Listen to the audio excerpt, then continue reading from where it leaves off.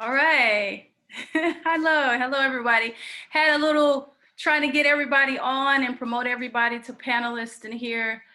Um, let's see. Ashley, I see you're here, and you'll have to unmute yourself because I'm not controlling the. Hello. Hi.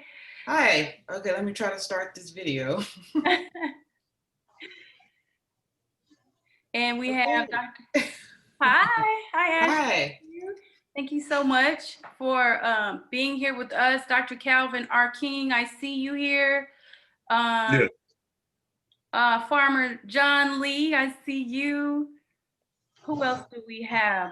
Okay, I need to allow Dr. Golden in.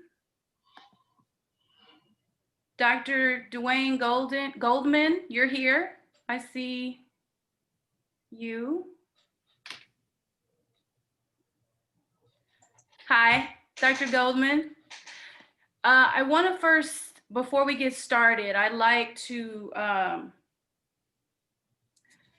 always like, you have to forgive my lighting. It's not doing so well.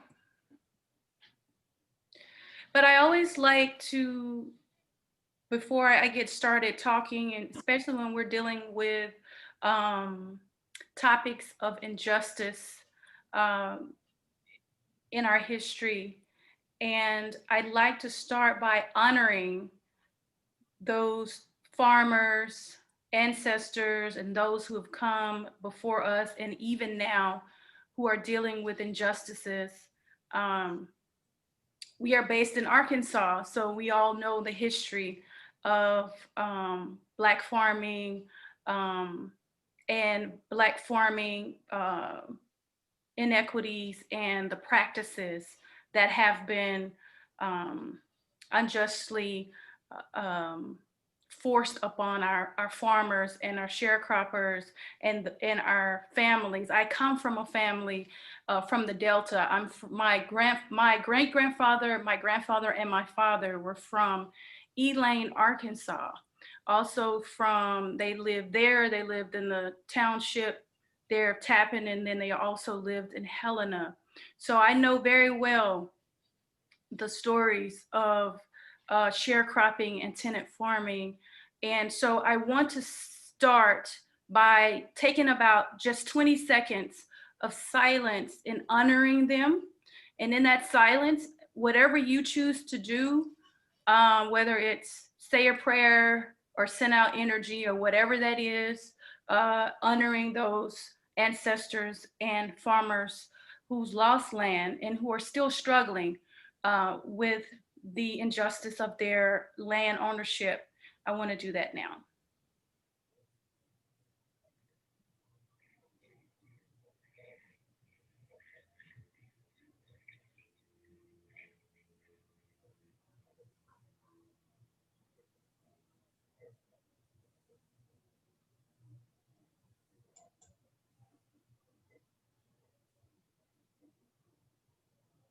Thank you.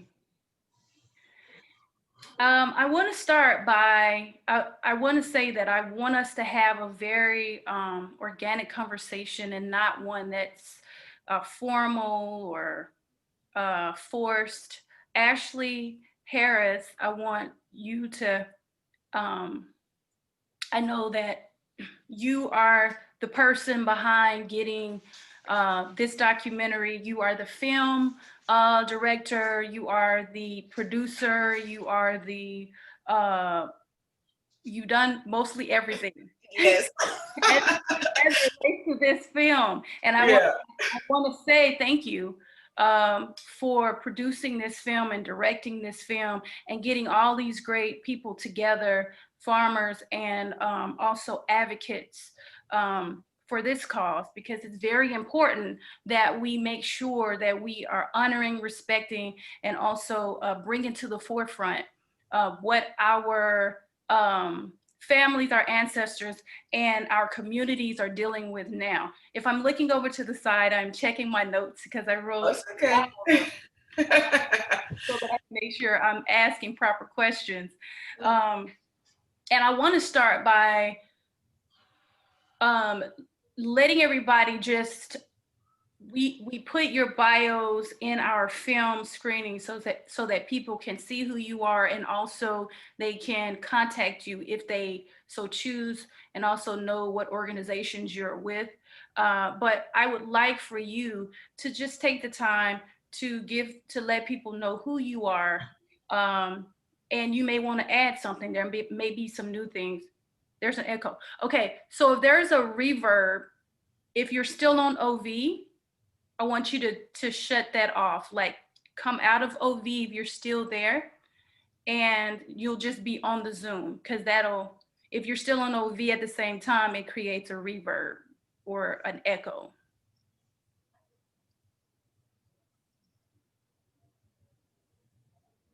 So, and I don't hear it, so it'll be kind of hard for me to know what else to do other than that. And I'm checking the chat just to make sure.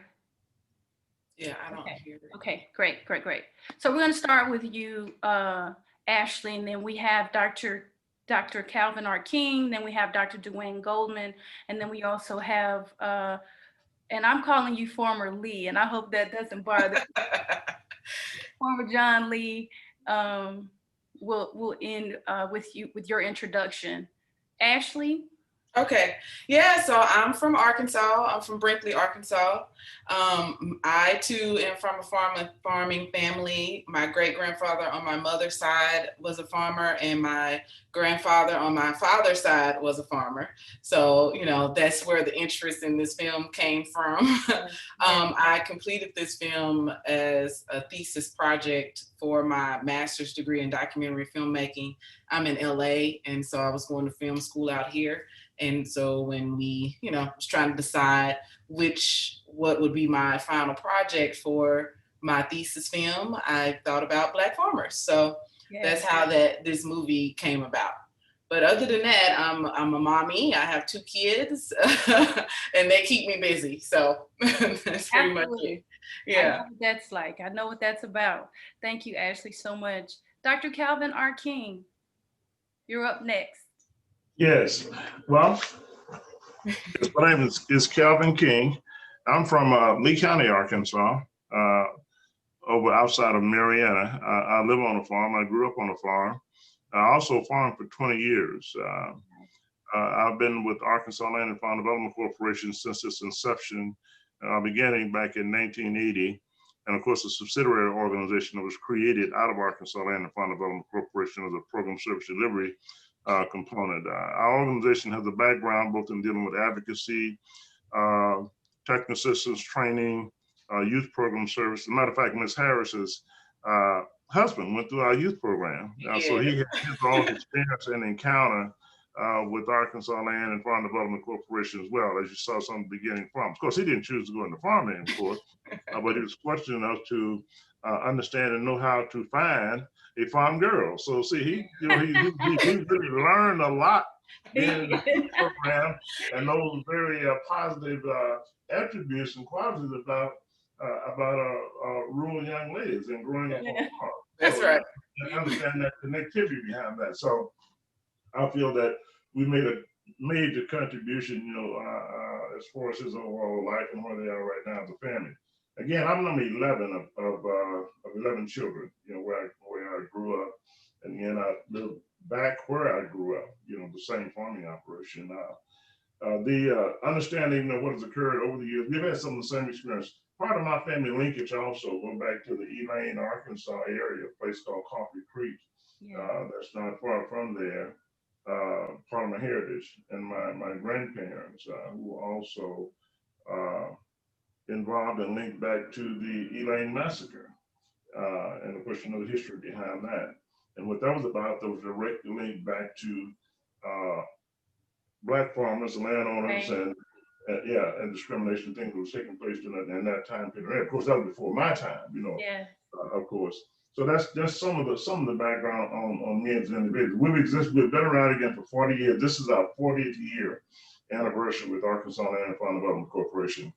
We've got a great deal of experiences over the years, and we've had a lot of challenges, and we do understand and know what the challenges are for Black farmers and landowners even today. And I'm sure you know, and I was very proud, to talk with Ms. Harris and to see a young lady from Brinkley, Arkansas, was going to do such a film production on the promised land. And she asked us to participate and say, hey, how could we say no? There's Yeah. absolutely no way. So we're very proud of her. I call her homegrown. Yeah. I spent so much of my life in Brinkley. And of course, understanding, her age, that I was in this environment, even as she was growing up as well. So, and we're glad to be here and be a part of this overall uh, program presentation. Thank you so much. We appreciate you, Dr. King. Dr. Dwayne Goldman, you're up. Oh. Unmute. You have to unmute yourself. Let me see if I can. I got it. Thank you. All right. All right. I said what's left of him. So glad to join in. I want to first say to John Lee, thanks for connecting me with this awesome opportunity.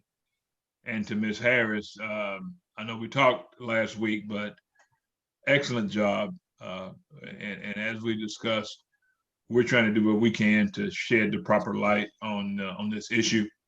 I know Dr. King pretty well, and we've strategized before and continue to work together. The sad part, Calvin, is, I met you probably over 20 years ago. Doesn't seem like it, but those same issues that we were talking about then, on the one hand, I feel like we've chipped away at them a little bit. On the other hand, it seems like there's not been that much progress made. So we've still got a lot of work to do. Mm-hmm. I think the recent turn of events, the tragic death of Mr. Floyd, all those things surrounding that really reflected on how little real progress we've made. And it hits us real hard in agriculture because land ownership is a principal tenet, and we should all try and participate in that. You all think you got a fair shake, but I spent. Let me back up and say that I spent over 30 years in corporate America. Mm-hmm. 2 companies. Spent most of my career doing research and product development, product management. With a company called American Cyanamid, later with a company called Monsanto, who you've probably heard of, that was acquired by Bayer. So I spent my last year and a half with Bayer. Mm-hmm. So with Monsanto, I spent about 15 years doing research, and then about 10 years working on kind of advocacy and outreach within the company, but with a strong interest on Black farmers. And I think that's when Dr. King and I got pretty close. Spent about 5 years in government affairs and another 5 years in HR working on outreach for the company. And in that association or in that role, I came across some Black farmers that we initially thought we would have as an advisory capacity to the company. Later made the right decision for that group to be an independent group, and that is the National Black Growers Council. We're proud to say that John Lee is one of us. But the council is a group of about 250 farmers situated from Virginia over to Texas. They range in size from 30, 40 acres of row crops. And we have some farmers that are north of 15,000 acres of production in a single Black farm family. And we're very proud of that. Our average is probably around 2,500 to 3,000 acres. But because we focus on row crop, there's an economy of scale that kicks in, and also a need to navigate through some of the snares that Ms. Harris's documentary pointed out. And so it's really interesting. The mission of the council is to improve the efficiency, productivity, and sustainability of Black row crop farmers. And when you look at either of those components, they all have a special meaning. The most important part is probably Black, because once you are darker skinned and have chosen agriculture, I mean, the painful truth, the sad reality is that this country was built on slave labor. And those of us that are darker skinned, we were the slaves. We're descendants of slaves. John talked about it in his history. I'm a 3rd generation farmer. I farm a little over 1,000 acres here. in addition to the other things that I do. But, my grandparents came here right after the Civil War, and I just happened to be from a family where both my maternal and paternal grandparents were farmers. And somewhere along the way, I decided that that's what I wanted to do.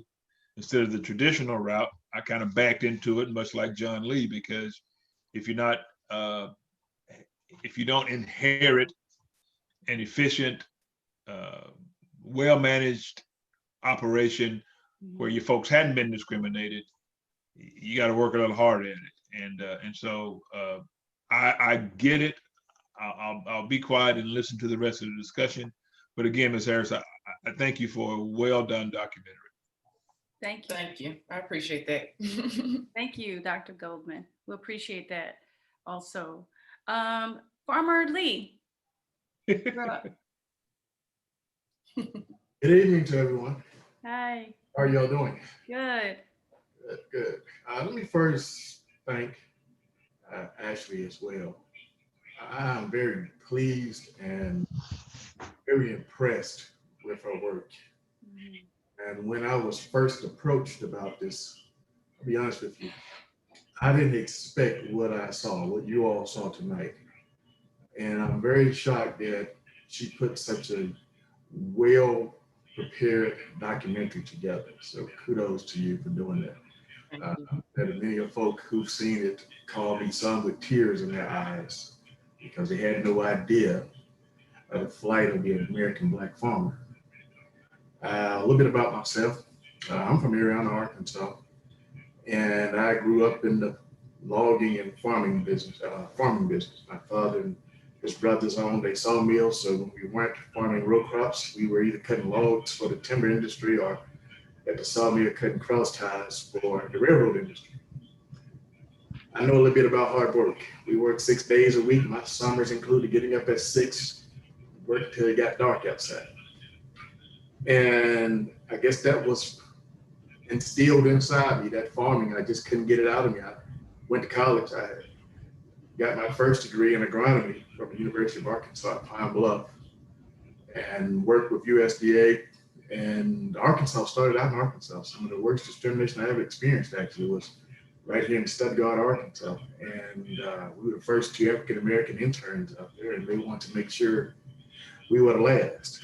And I almost ended my federal career working out there because I was about to come across the table on one of them. So I left ARS. It was a horrible experience. And I went to Kansas and I worked and decided that, always my professor in college, my advisor, always wanted me to go to grad school. He said, you got to wait till you get a PhD. So I left and I went to graduate school in North Carolina, left USDA altogether. Didn't like the idea that they had this habit of placing us in towns where we were the only Black person, which is what was done to me in my second stint in Kansas. I was the only Black person there outside of the prison, which had plenty of Black folk inside of it. So you get tired of not seeing anybody who looked like you all day long. And so I decided to stay in Kansas. I went to work for a private industry, working in the environmental field with an engineering firm, and meandered through the private industry for a couple of years or so, and probably should have followed Dwayne when he was trying to get me to go where he went to do his PhD at Iowa State. And instead, I chose to go to North Carolina State to work on a PhD in agronomy. So I went there and eventually somehow ended up at Mississippi State trying to complete that degree in agronomy, and got within 2 classes before USDA canceled that program where they pay for you to get your master's or your PhD. So you got to imagine how it felt knowing that I only had 2 classes left to complete it and to complete the research, and would have had the PhD. But anyway, it's water under the bridge now, but I, at that point, had started back working with USDA, also the state agronomist for the state of Mississippi for about 5.5 years. And, I really had a chance to see what the farmers were dealing with respect to issues with USDA programs. I've experienced it with my father and saw how he went through the issues he went through. My father and Alvin Steps were friends, and that Black Farmers lawsuit that you saw, that you heard Mr. Steps talking about, was all those farmers down there in Lee County were a part of that lawsuit that actually originated here in Arkansas, by the way, the organization of it, not the initial testimony from Mr. Pickford. From there, I ended up back in Arkansas. I'd always wanted to farm. So I became the state agronomist for Arkansas, and I did that for 5.5 years. I started farming in 2009. So I put my 11th crop in this year. And I take pride in the fact that the tractors you see on that video, those tractors, they're hooked to GPS, they got GPS and hooked to satellites. They drive by themselves. Literally, I'm sitting in the cab and I'm not touching the steering wheel. But that was not my story when I first started. I kind of laugh. I still have those old tractors.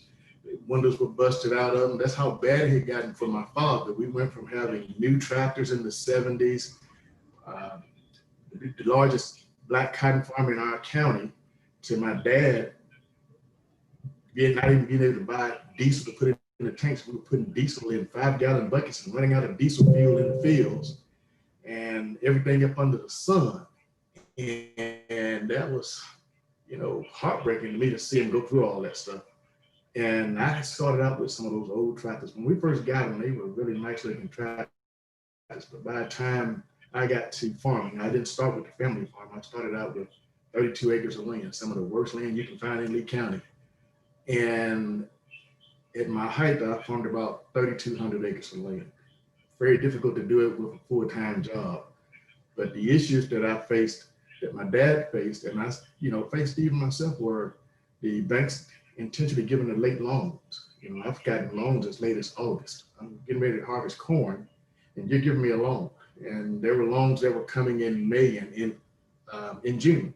So I had this continued pattern where I put applications in February, and I'm getting loans in May and in June, and losing entire crops because we don't have the money to put fertilizer out, to put the irrigation pipe down. What about chemicals? And so I've lost a few $1 million, due to discriminatory practices with late lending. That's the same trap that my father was put in, which they forced him out of cotton. And so when you get into the high value crops, myself, one trying to raise rice, those are some of the tricks that you face. So I've dealt with that throughout the probably last 5-6 years of my farming career. But the saving grace has been that, I've been blessed to have a pretty good job. I have a pretty decent salary. I've since the time of coming to Arkansas to work as the state agronomist, I moved to the National Water Management Center, where I'm a natural resource specialist. So I still work for the U.S. Department of Agriculture with a slightly different scope now. I cover the entire U.S. with my responsibilities and the U.S. territories.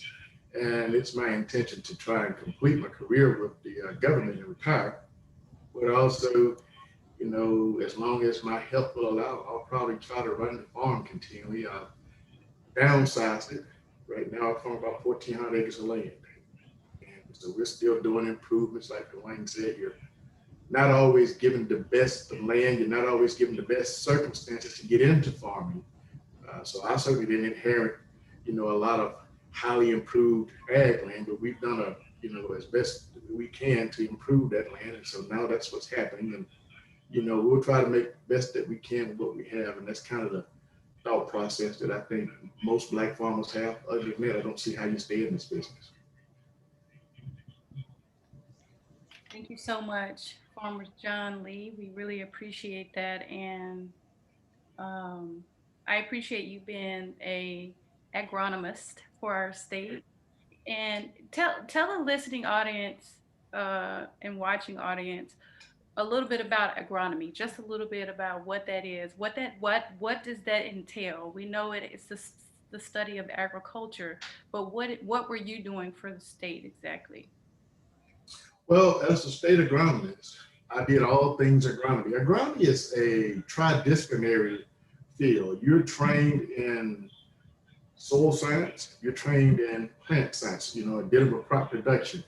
And also you're trained in environmental science. So it depends on what track you go down will determine what you'll do for your career. So I started out in private industry working in the environmental field. And I spent a number of years dealing with the environmental side. I dealt with industrial and municipal waste management and consulting in an engineering field. But when I came back to USDA, it was all things agronomy. So it's everything from the environmental side to the soil management side to the plant manager. And I worked as the state water quality specialist for Arkansas and Mississippi, and now at the National Water Management Center, I'm the water quality specialist for the center. So agronomy teaches you to basically deal with crop production and crop production systems, but also to how to protect the environment from agriculture. Thank you so much for that explanation and definition there. I know a lot of people watching were wondering what an agronomist actually does. And so I'm glad that I was able to get you to give us more of that definition and what you were doing for the state.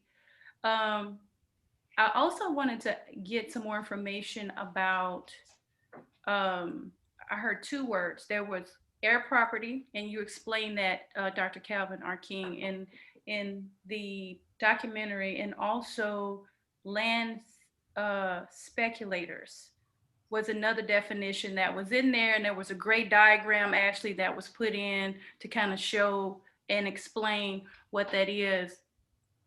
Dr. King, can you touch on that just a little bit more about land speculation? Like how, I know the diagram helped, but I still want a little more, like we're three, sort of.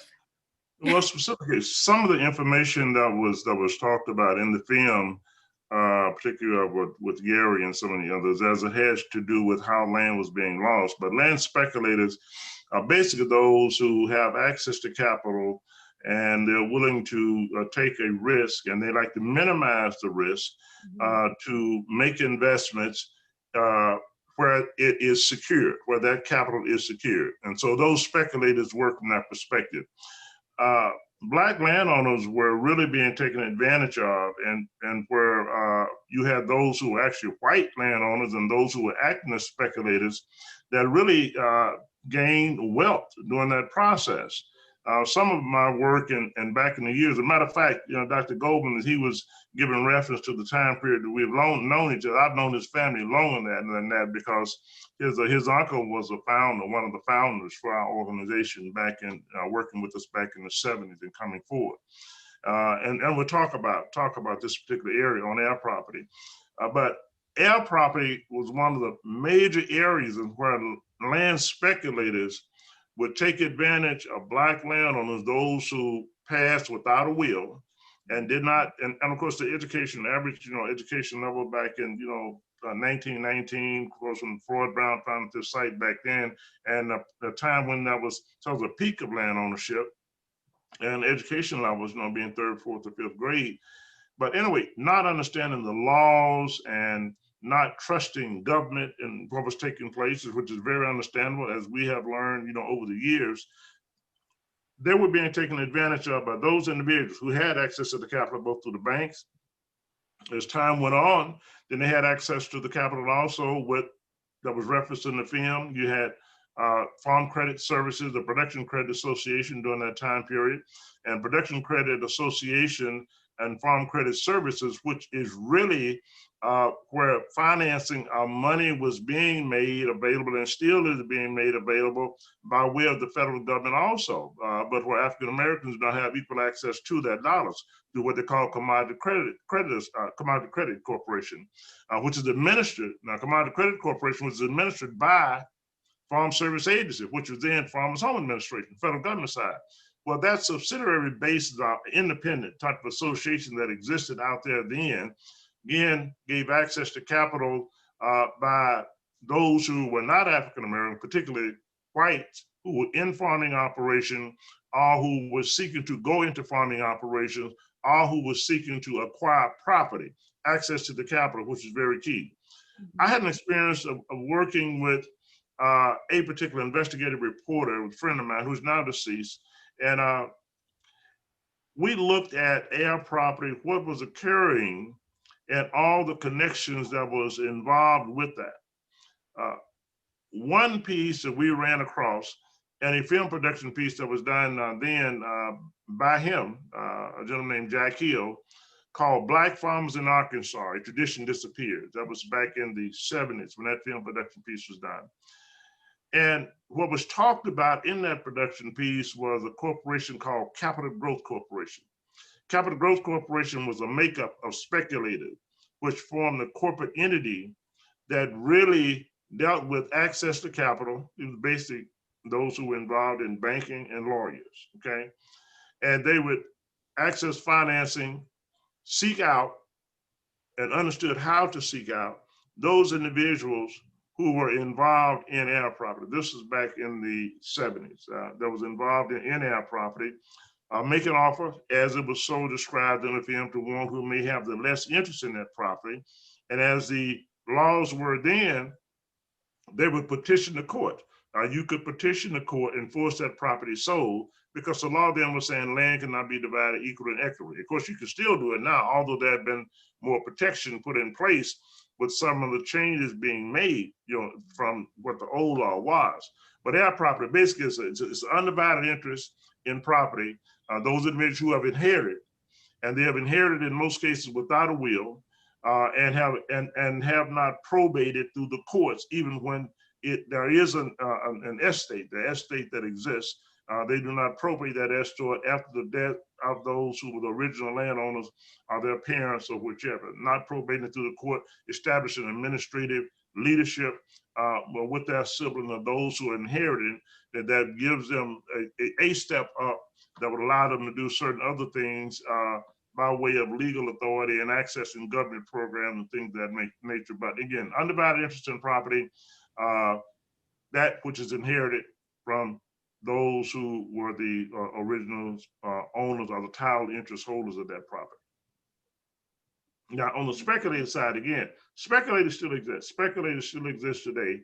And there are opportunities that people are taking advantage of the same way. There are some cases right now we're challenged with and dealing with. Some that were done before the new law change came into place, where speculators have purchased a minor interest of some air property out and trying to force the property sold by being grandfathered in on what the old law was.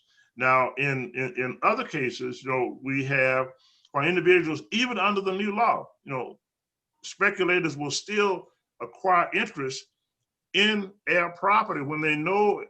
And again, a great deal, if not the majority, of land ownership by African American community, even today, is still under the umbrella of air property. You find it, sometimes you see where it's laying out, that it's not being farmed, not being idle, because individuals have not probated the estate. They have not dealt with establishing an administrative leadership for the estate. As a result, not being able to access information, and also a less interest on the part of farm operators sometimes because they don't have the legal signature or signature where one has the legal authority. Then they may not be able to utilize that land to access some of the programs, and those programs are very beneficial that allows them to be more successful in that particular farm operation. But the new law itself that was passed recently a few years ago, which basically says that an individual that's involved in their property and they have sold their interest to an outsider, and there are cases like this now in the courts. They have sold their interest to an individual outsider. When that individual petitions the court to force that property sold, he or she must first offer their interest back to the other owners at the appraised value.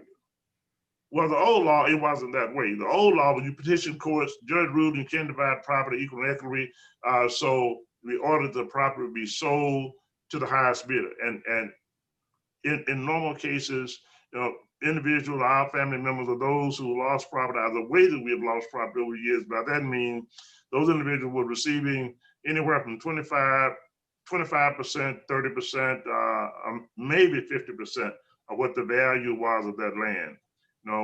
We have worked through and was involved in cases under the old law, and even where families had come together.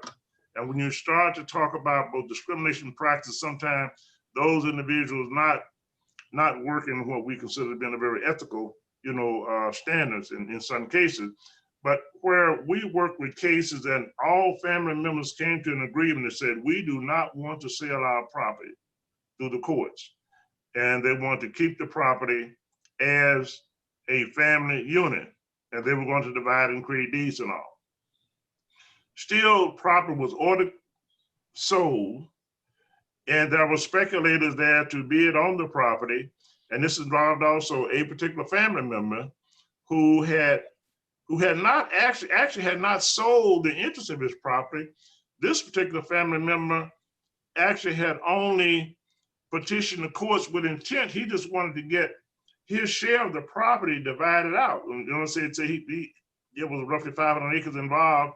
He wanted to get a deed on what his interest was in that property. And we worked it out where they surveyed it and everybody got deeds on their separate piece of the property.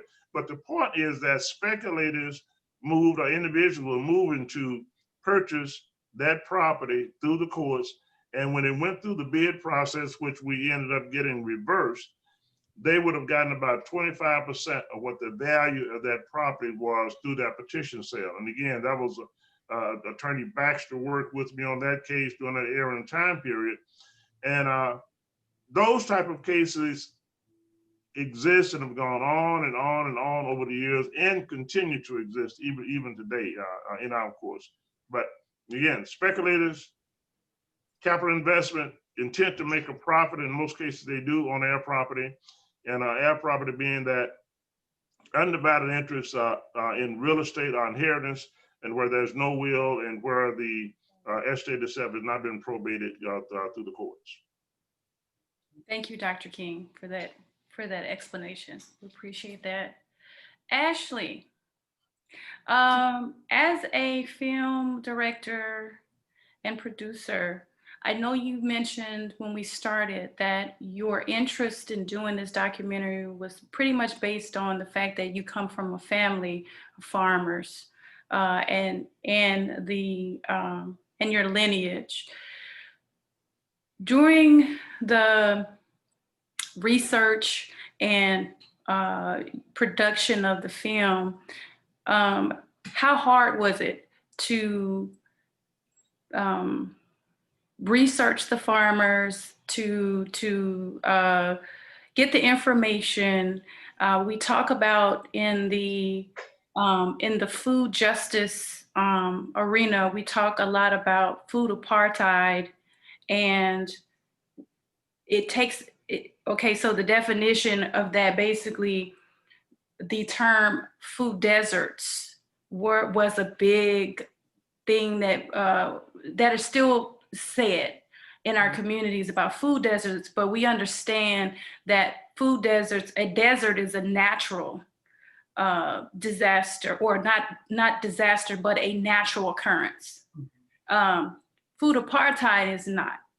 So it's a man-made situation where resources are taken away to create what they call the food deserts. When you were doing your research, what did you come across? Was there a lot of, and when I was watching this film, I'll say this before I get you to answer this, I was thinking about also farm and land apartheid.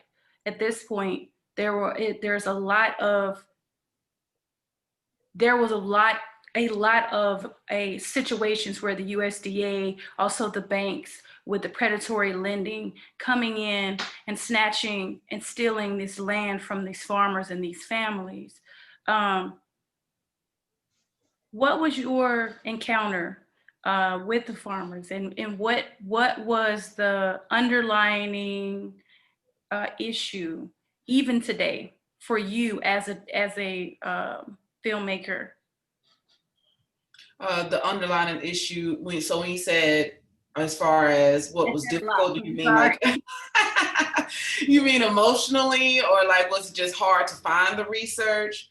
Which one? Well, both. Was it hard to find? Probably not, but as far as digging, was it hard to find? And also emotionally, with your connections with your family, was that something that you have to take a break? Is there something that kind of made you go, you know, I know it was a motivator, to do the documentary. So just want to know about your process as a film director with this.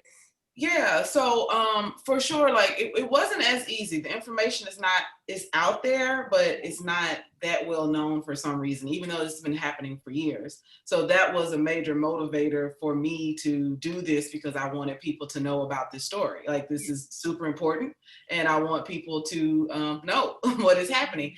And so, yeah, of course, it does. It's, you know, when you're learning about all the things that are being done to your people and how my family was affected by it personally. Yes, of course, you get a little emotional when you start digging and really understanding what was happening to and just how, you know, bad things were and still are in some cases, right? So yeah, for the most part, getting the information out there was one of my biggest motivators. Like I said, there's been stories about this, but I just feel like not enough people know about it. And I think Mr. John Lee said that, you know, people were saying that they didn't know, they didn't have, every time when I show this film to people, that's one of the things that they say is, oh, I had no idea. So that's probably like the best thing that that has come as a result of it. It's just informing people about it. And back to the food desert question, could you say that one again? Oh, just food apartheid, basically, in the areas in which you were, the places or counties or communities in which you were going to visit. What did you see? What was the struggle and what was the underlying issue there? If any. Yeah, I mean, I don't know. I don't know if anybody else can speak to this topic better, but I'm not sure, because I was kind of focused on getting that history part of the story. So I don't know. Dr. Goldman, can you speak on that really quickly? Yeah, it's a system is the best way I can describe it. And each component of that system is carefully deconstructed so that the system no longer works for Black folk. I was listening to Calvin talking about the legal parts of it, but one of the things that you grew up with as a Black farmer was be careful that you don't get too big for your britches, because coming up, and the first time I met a farmer that had kind of broken the ceiling that was Black, I was elated to talk to them and get their story. But you find out that that started some generations ago. But coming up, keep listen to what I'm saying carefully here. You had to stay in your prescribed lane. And we talk about it at NBGC. A certain size, John, that equipment was supposed to look like Black folks owned it. Your fields, you're supposed to be able to drive by your field and tell that it's a Black person farming that field. And so what we say in the Calvin, I see you chuckling, you know what I'm talking about. What we say is, we know we've arrived when you can't drive by our farms, our fields, look at our equipment and tell what color we are. And it's not that we're trying to keep up with the Joneses. Wow. It's just that we figured out all of those things that have been deconstructed. We figured out how to put them back together and make it work for us. But there were any number of things that were done. So land is valuable. We all know that. I can remember as a kid growing up, surrounded by Black families in a little piece of southeastern Arkansas, just outside of Pine Bluff. I was country, where none of the farmers, and I'm 57, and I started chopping cotton when I was about 5. And when we would go to the field, you drive by, and in the summertime, July and August, when it got hot, and the white farmers were dragging out the pipes to irrigate, we were praying. Because none of the farmers that I knew irrigated. Because you knew that if this was land that was in the family, if I put a well down, as Gary Grant described in your documentary, if I put a well down, I can't even hiccup before that land is going to be taken, because now it's more valuable. And so you're going to get real aggressively handled by the bank, by FSA, ASCS, all the people before that, you're going to get handled real aggressively because you got something in that they want. So most Black people, in order to sustain, just kind of walked it back a little bit to hang on, raise their families. I just learned today, Kevin, that you're 11 of 11. I'm 10 of 11. And so they had to raise families. They were pillars in the community, and it's best to get a bale of cotton on non-irrigated ground than to lose it all and get zero on ground that you've improved and it's been taken away from you. And the system, and it's been like that. I mean, in the Jim Crow South, where most of us operate, the Jim Crow laws were written to make America great again, meaning pre-Civil War great. That's why the laws were written, to return things back to where they were. And so when you are a descendant of a slave that's had some level of prosperity, and you're a descendant of a slave owner who's seen that slip, it causes some unnatural things to happen. And so there was a whole list of things out there that was, I think, really intended to get it back like they were. But fortunately, there was enough people that kind of broke through and were able to cut through the clutter and make it happen. So much so that it inspired generations of others to follow. The scary part now, though, is we're starting to wane in the number of people that are stimulated to follow, because it's moving to a highly technical. John talked about GPS equipment. We're not too far away from an unmanned tractor going across the field with nobody on it. I mean, we're not too far away from it. Those prototypes are already out there. It's hard to imagine what that'll look like with all the things that can happen. But there's some smart people in this world that's going to figure out how to make that a part of agriculture. So that's kind of where we are. And if what I tell our growers in the council is, whatever trends that American agriculture is taking, if we have certain farmers that are getting larger, if I can farm over 1,000 acres on a part-time basis with equipment and a couple of people, we've got to figure out how we can equip Black farmers to follow the masses of all farmers, so that we can keep a rich source of diversity in agriculture. I think we're all here.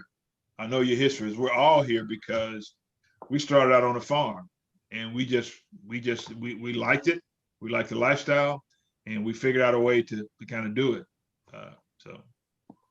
Thank you, Dr. Goldman. I know that, Dr. King, just 1 minute, because I know Dr. Goldman has to leave around 8 o'clock, and I planned on wrapping up our session at 8 just to respect everybody's time.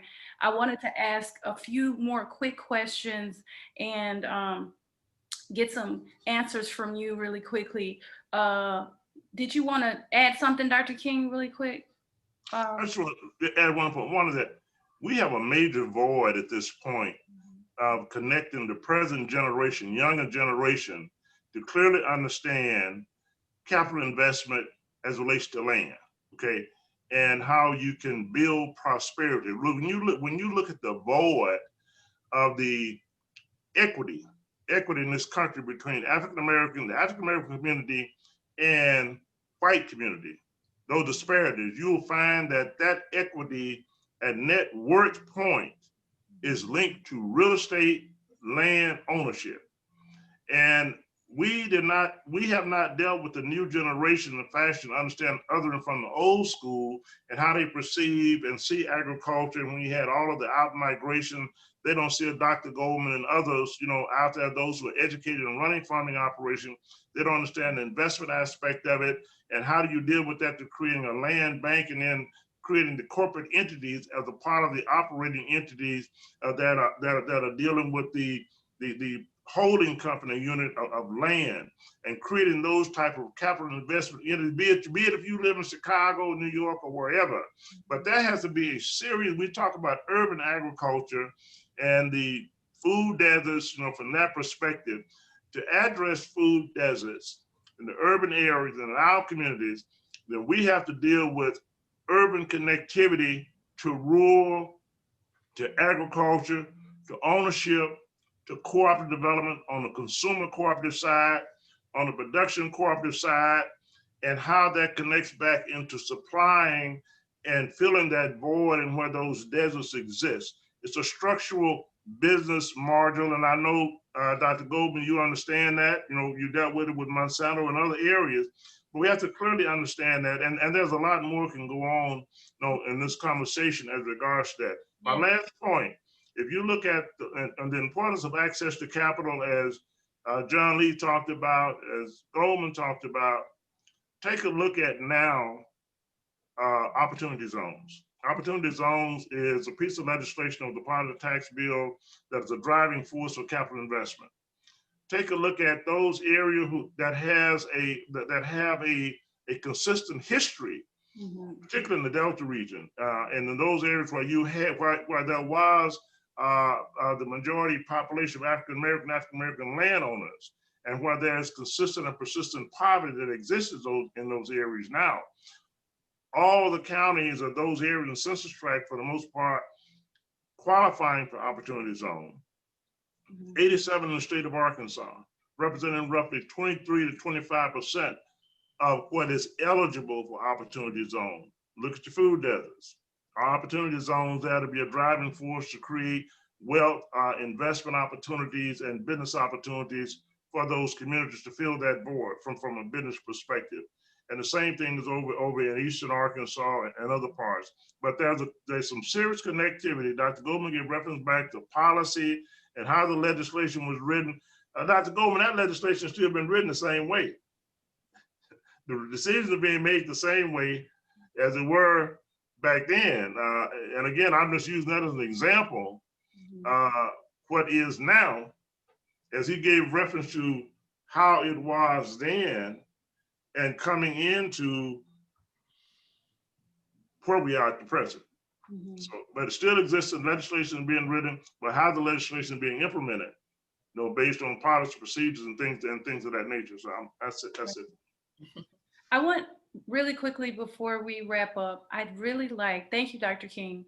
I'd really like I'll start with Dr. Goldman, because I know he has to go in a few minutes, to talk about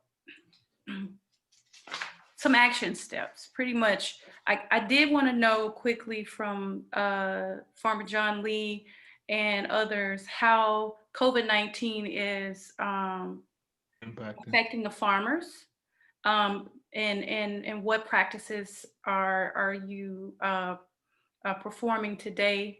That's one question. The other is, and I think you gave some of it, Dr. King, a lot of it, as to, from your perspective, what action steps, what should we be doing to help? What could advocacy groups and organizations do to support your organizations and to support Black farmers, they call us urban, or Black urban farmers in our communities and around the state?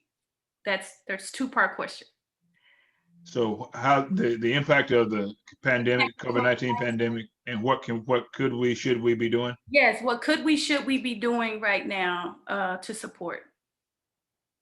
Let me go first, because I do have to duck out. I didn't want you to think that you asked me a hard question and I bolted on you.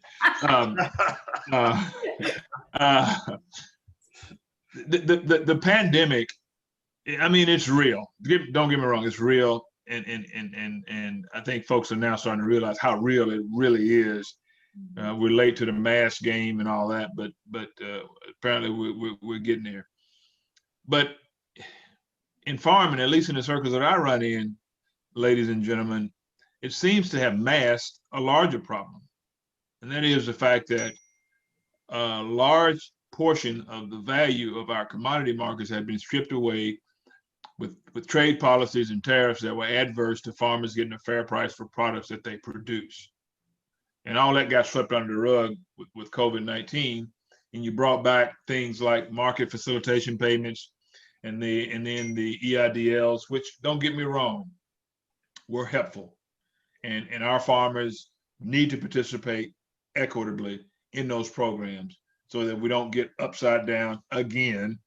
I saw your quote on there that said that when white farmers get a cold, black farmers get pneumonia. And I think that's still true, because the more that the government subsidy, however you want to describe that, the more that that becomes part of your safety net, your foundation, your operating capital, the further we get behind, because there are some historical inadequacies that are embedded in those programs, and we're still trying to chip away at that. So that's the one thing we've got to continue to do. So that's what I would say about COVID-19. And then the rest of the stuff is kind of common sense.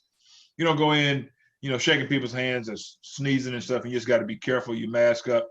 The fortunate thing about agriculture is it's kind of an isolated thing. So it's not as hard to social distance, but we do need to be vigilant and socially distance ourselves. The second part of your question, I think, was what should we be doing for groups that are advocating for this? What should we be doing? And the one thing that I like, and I've had this conversation with several folks, the one thing that I like was that this time we screwed up so bad as a country that now people are actually listening. You got white folks that are saying, wait a minute, now we're better than this, aren't we? And we're ready to do something.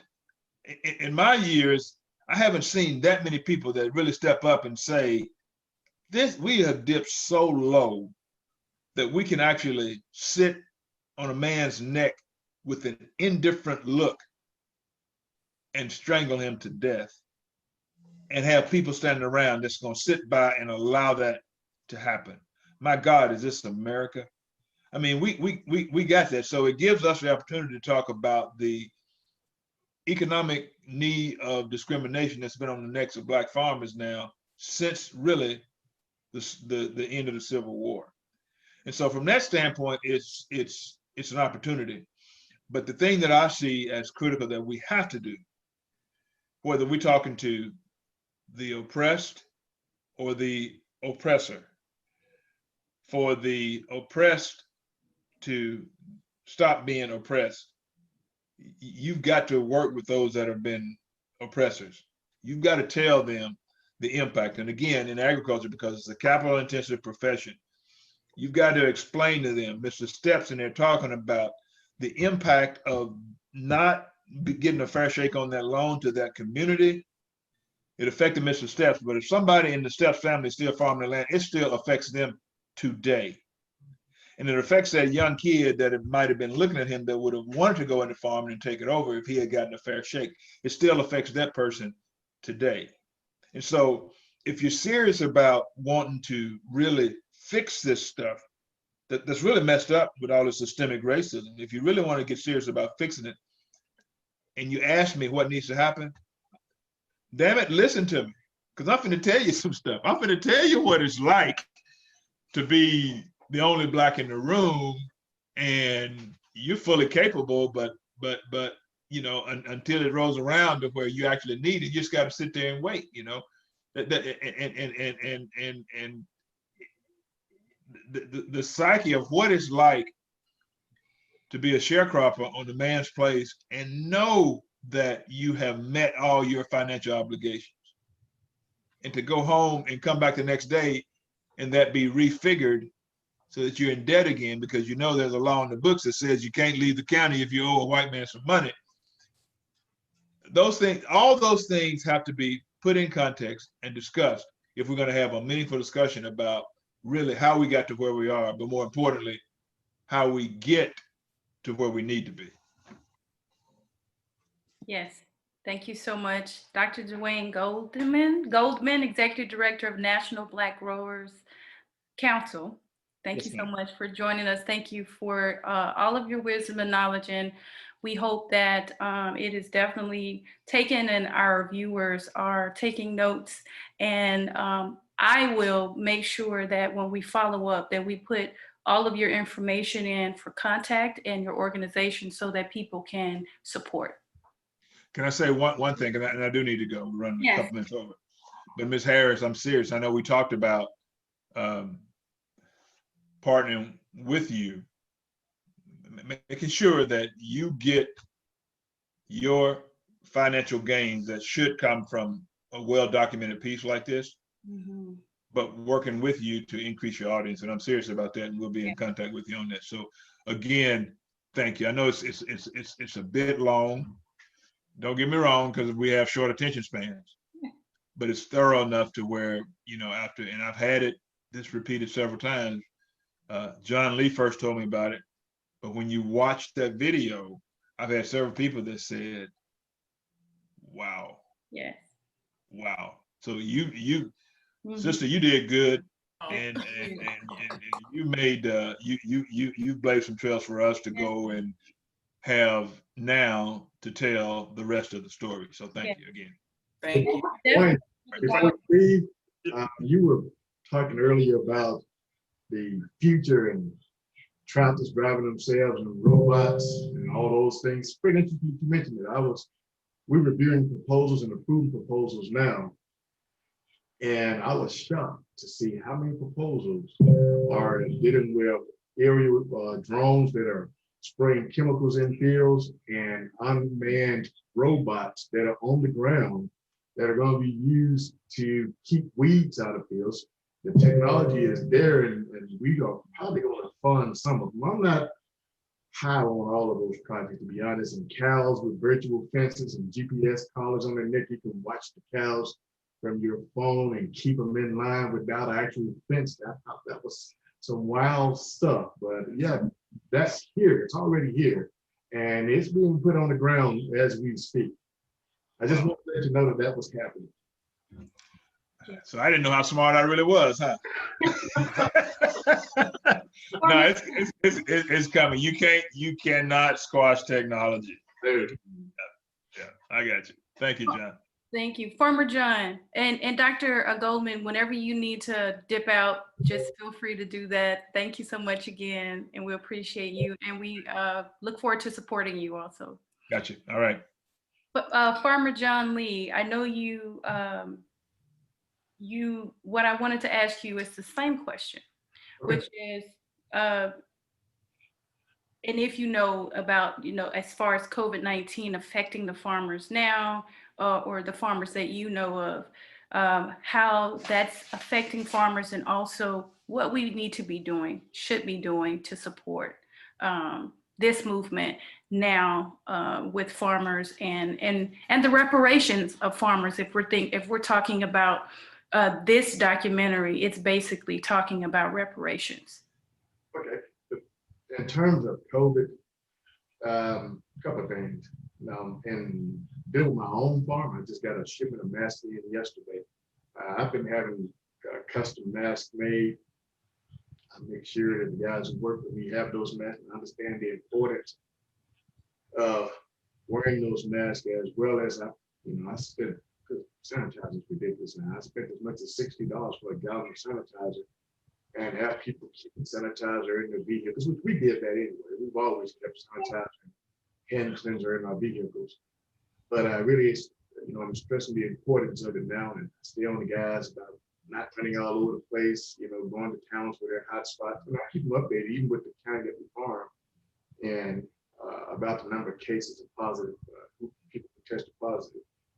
So that's helped. So far, we've been blessed.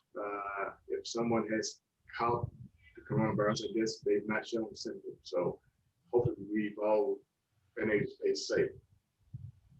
To answer the other question, how has it helped us a little bit?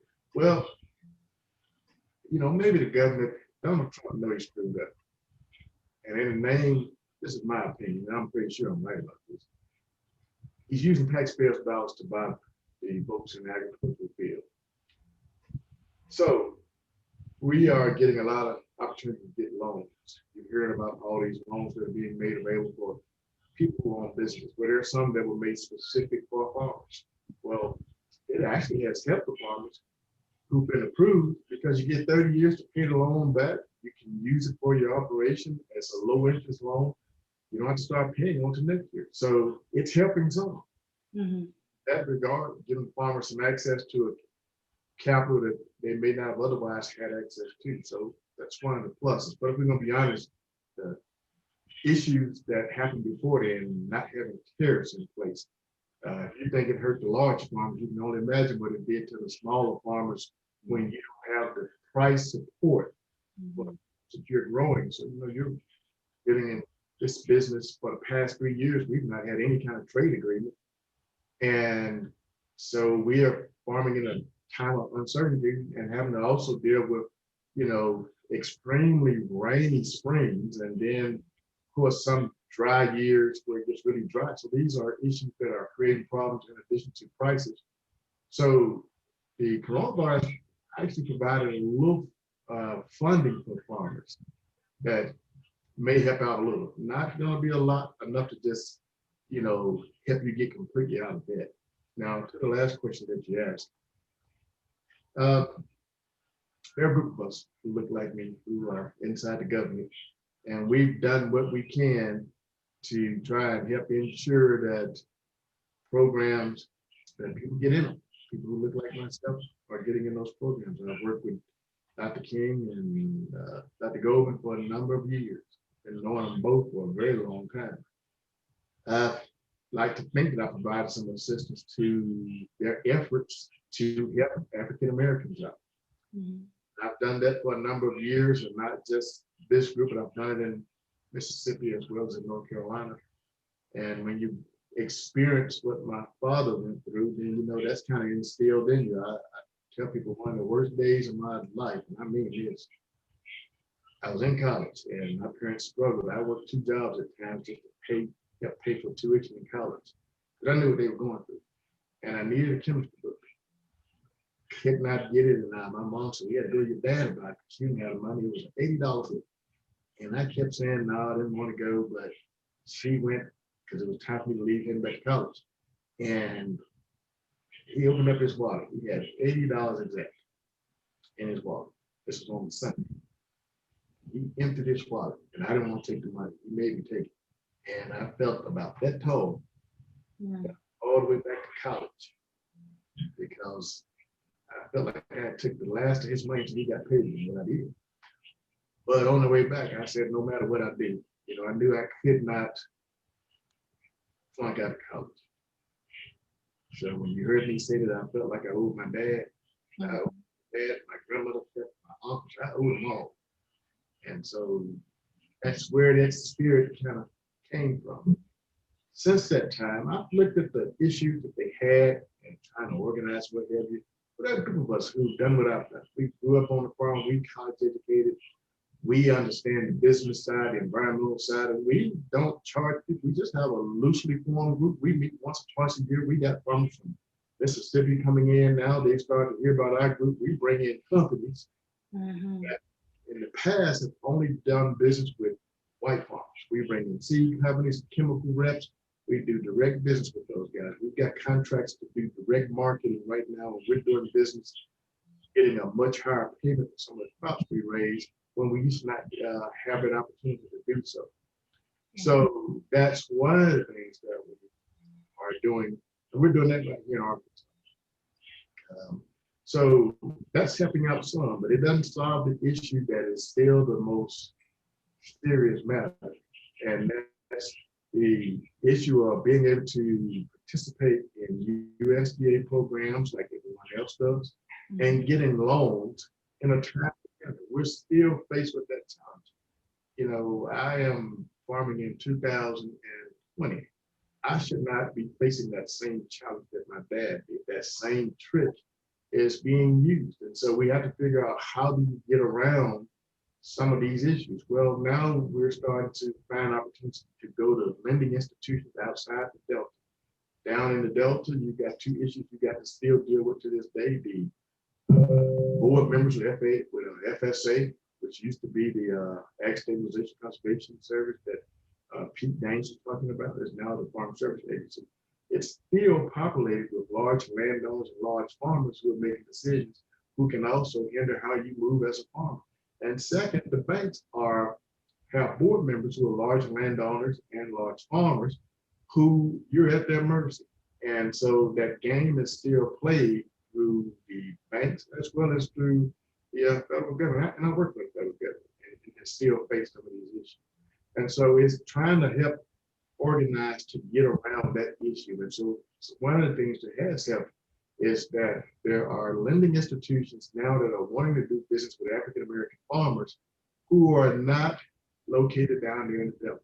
And so when you get away from the Delta, where you can get those folks down there out your business, as Dwayne said earlier, you're fine when you stay in your lane. When I was farming 250 acres of land, no big deal. When I started to move into the area where I was moving beyond those 25 and 40 acre fields, where I ended up with fields as large as 300 acres in just one field. It's a 300 acre field, and had probably 10 fields that were 100 acres or more, and irrigated land with large irrigation center pivot systems and things like that, where I was the only Black farmer farming in those areas where, I had these large tracts of land.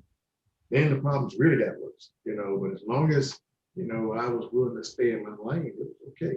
When I was driving the old raggedy beat up equipment, they saw us out there. I thought we raised pretty decent crops back then because I got loans on time. But when I moved to this modern equipment that looks like the equipment that they drive, and loans came later and later, it became a bigger challenge to stay in this business. But I refused to go down that path that they took my dad down, where we were no longer able to have fuel tanks full of diesel. We were walking out there with buckets, trying to fuel in tractors and running out of fuel in the middle of the field. I refuse to go down that path. I'm going to fight with every ounce of energy I have inside of me, against the banks and against the federal government, to try and stop that.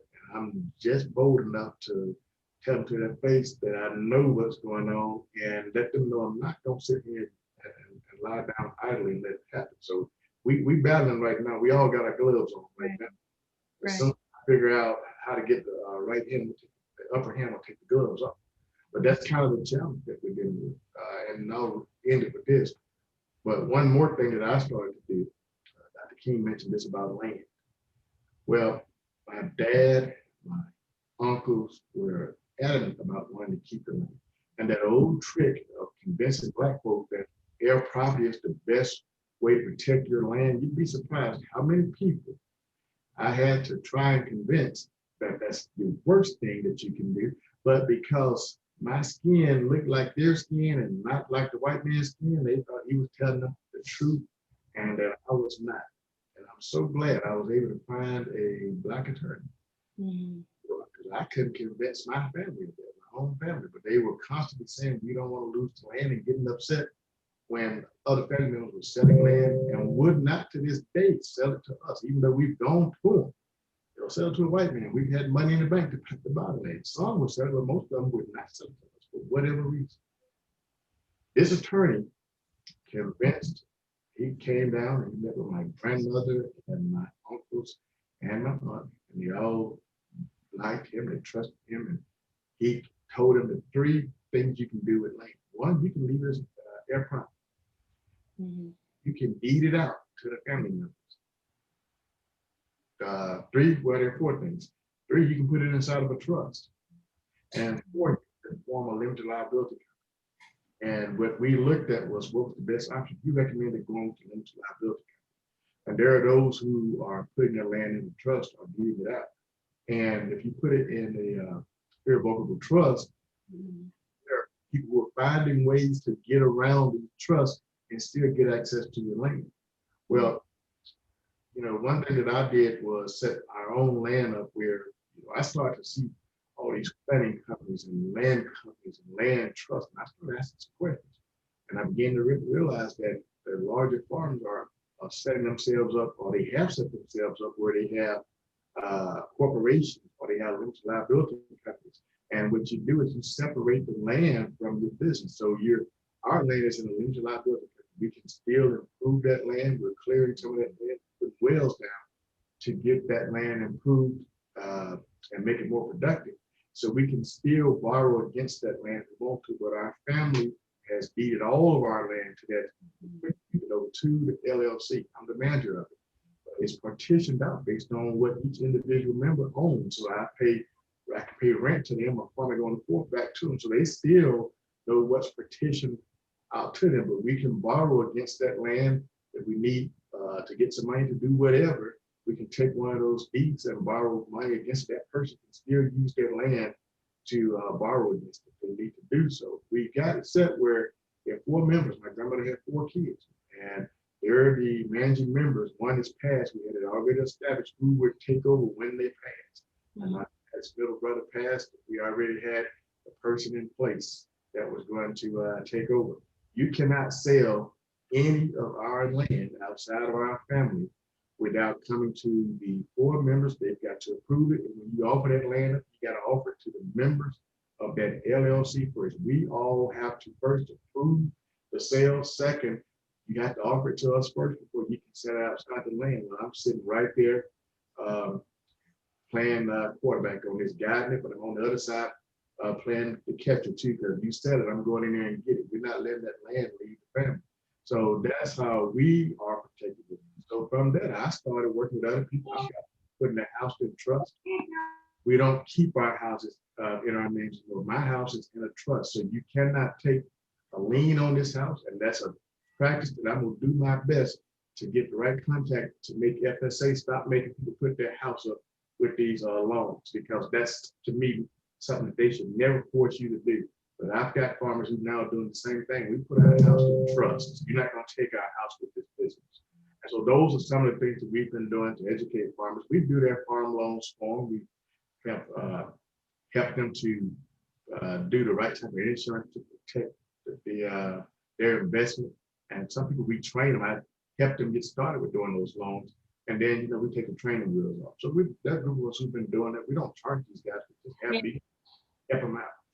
Well, thank you for giving us the information on how to protect the land, and also that you said you do some training, and so you are able to you travel around the state, or is it just something that you offer monthly, or what is your process of training? Because I know there's a lot of Black farmers and urban farmers who are looking for more information, like you said, and rather than just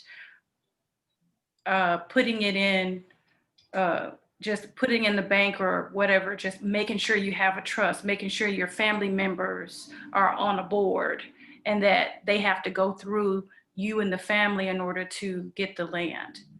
Well, with my previous positions, I've participated in a lot of training. I've done several down there at Dr. King Center. Mm-hmm. I was the person who was dealing with urban ag for the state of Arkansas, with vegetable farmers through autonomous protection or organic farmers.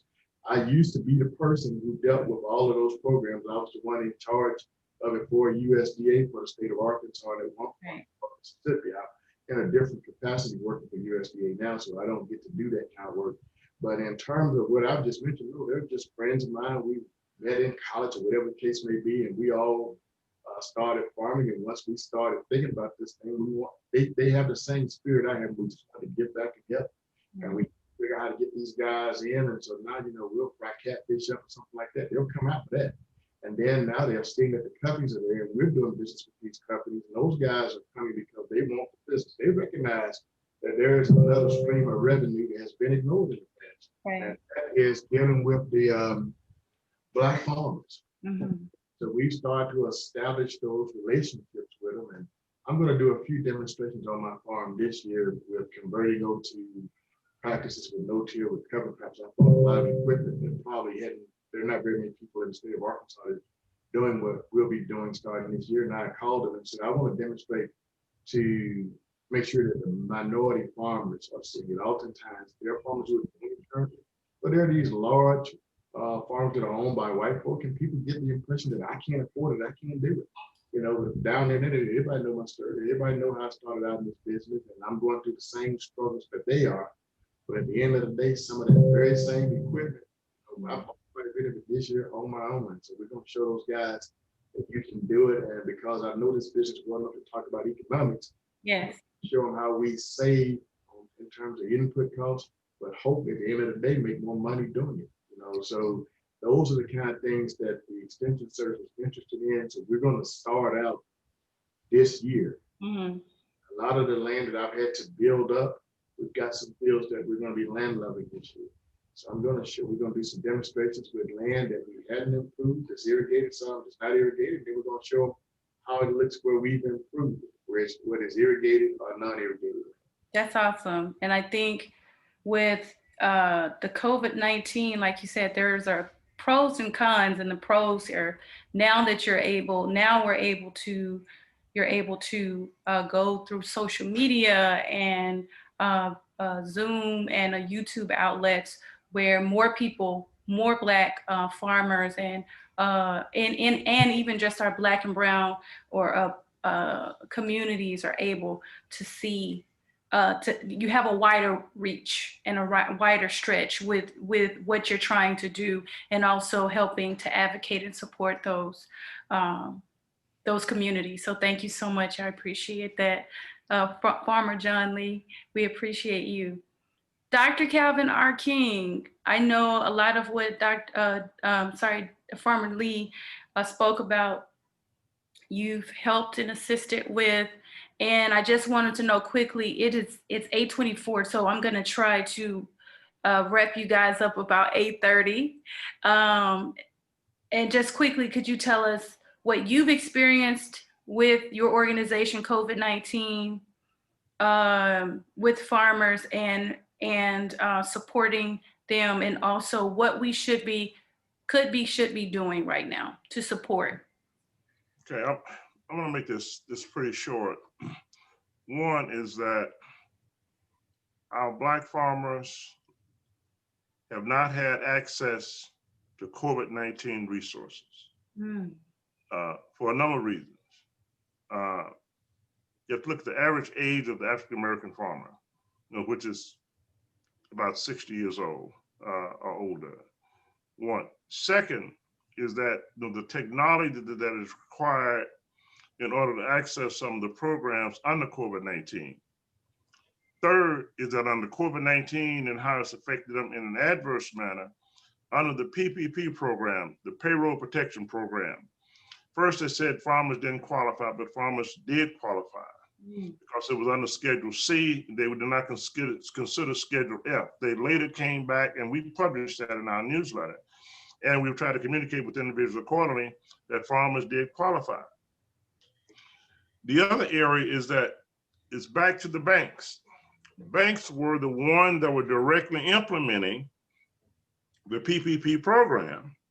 And most of the bank's clientele of farmers were white farmers and landowners. And they had different corporate structures that enabled them to access the PPP program, the payroll protection program, okay?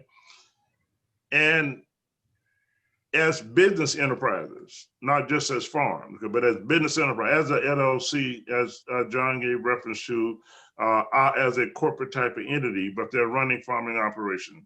So it has affected them in an adverse manner in not having access to the resources in an equal and equitable manner. The other area is based on how the policy itself is written.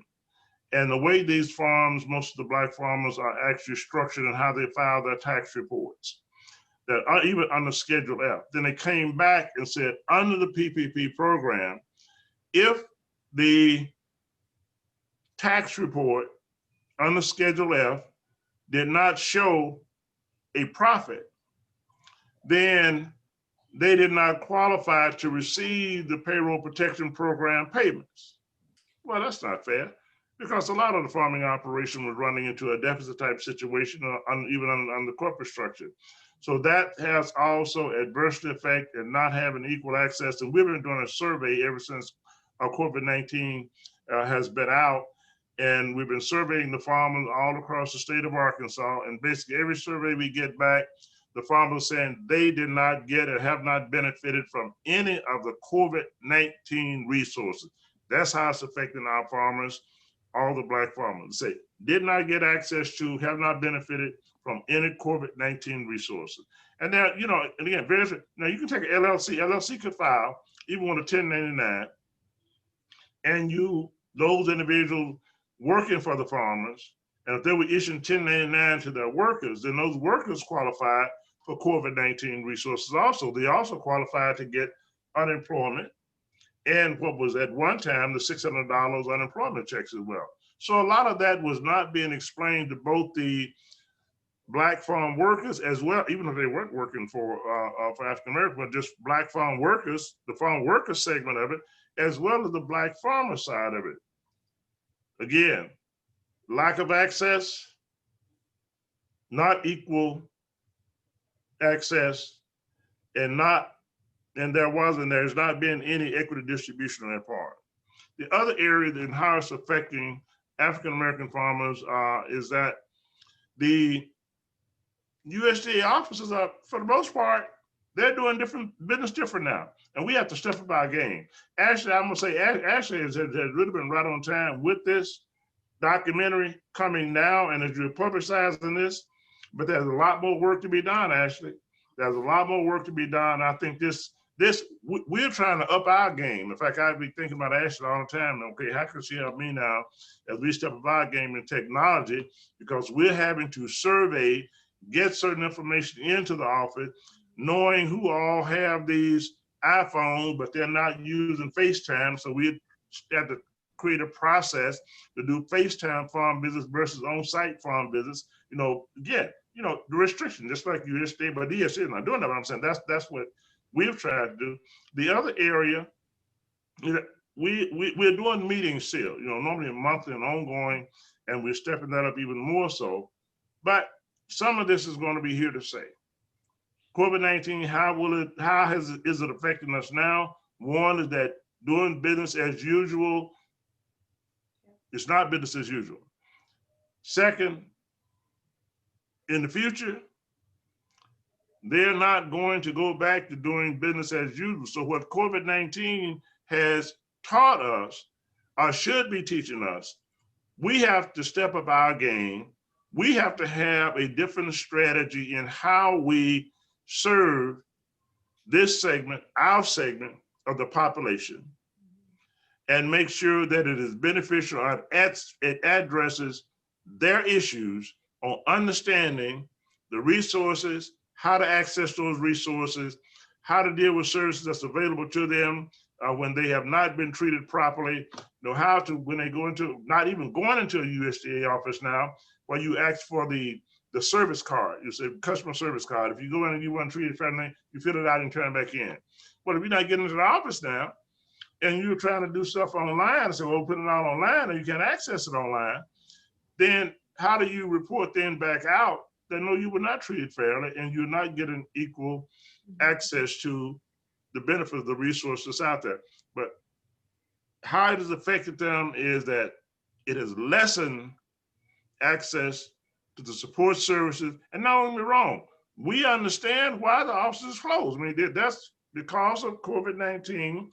People are working from home. They don't have people coming in and out of the office areas, because of, what has been occurring. But how is it affecting them? It is affecting them. They have less access to now. And then we have to step up our game to make sure they do have access to and have a different process. So COVID-19 is affecting us in a way and the farmers in a way that we have to make sure we have a means of delivering the services and the information out there in a different manner. Mm-hmm. And then it's affecting the farmers and the landowners in a manner that they have to make sure that they understand how to access that information in a different manner. And it's by use of the technology in this whole process. I think Ashley probably could do a real good training session on use of technology, as long as they can get in easy, because I messed up tonight. I didn't do everything I was supposed to do. I just watched the film, and then I was trying to send a message saying, okay, I'm trying to get in. I don't know if y'all saw my message or not, but but my point is that you're good. We have to really now deal with how we are going to respond to this in a manner where those barriers are still out there, mm-hmm. and how we can communicate and make sure we provide that type of training and education information on the resources, how to access those resources and how to benefit from those resources. Because, the system is changing. It's changing. You talk about equipment and tractors and everything driving themselves. It's training on how information is accessed and information is managed as well. So we really, really have to do a lot. I appreciate this broadcast and what you're doing.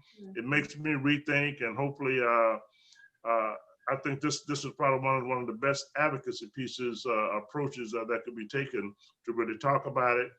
We have to have more discussions about it, and hopefully get the word out, and Yes. be able to make sure that people get the service they need. Urban agriculture and rural agriculture, Yes. both.